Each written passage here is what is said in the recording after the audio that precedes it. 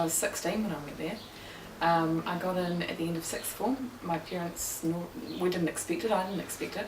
So I had a godfather who worked at TV3, he was a senior producer at TV3 for years, and I just idolised him really. He was a great journalist, he is a great journalist, he's only just finished up there recently. Oh, and is he, what's his name? Mike Brocky. Yeah, I sort of followed his career really closely even as a teenager and just wanted to get into journalism, so I was thrilled to be accepted into Wintec, and even more thrilled that at the time it was the first year that I got in, it was being changed into upgraded into a degree. My first job was working for the Herald's South Auckland community newspapers.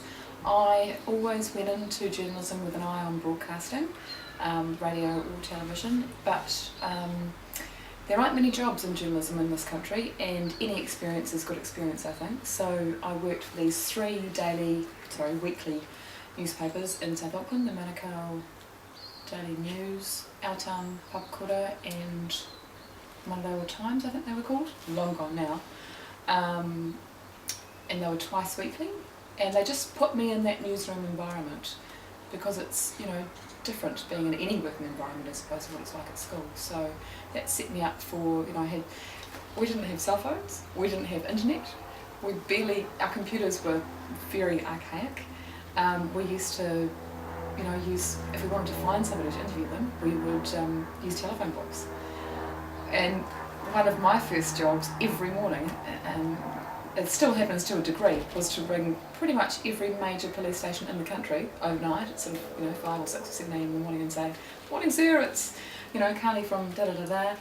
Anything happen overnight?" And that was the way that you found out the news. So those skills for me were invaluable now when I look at other people coming through who expect to find anything online, and therefore it also re-quote something that might have been on Twitter or online without actually having done the research themselves. I learned very valuable research skills in those early years. If you look at when you're in a newsroom, what leads, I always have a rule of the thing that leads is the thing that affects the most people.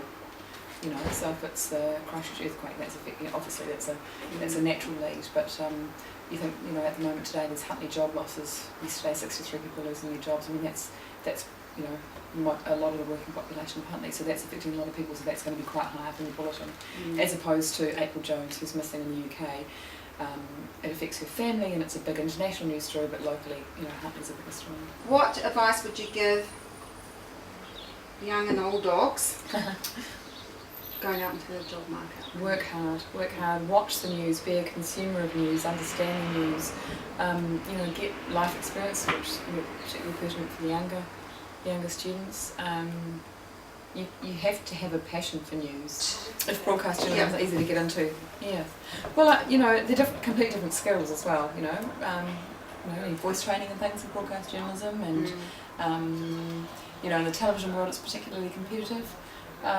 Print journalists, you need different skills. You need to be able to write at a lengthier news item. So they're different skills.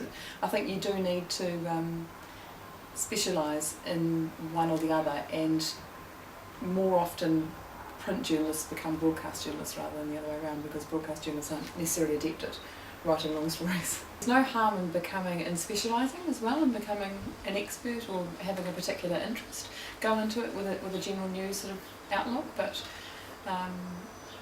if you've got the more strings to your bow, the better. If you've got an interest in law or whatever, you find yourself a niche and just work hard.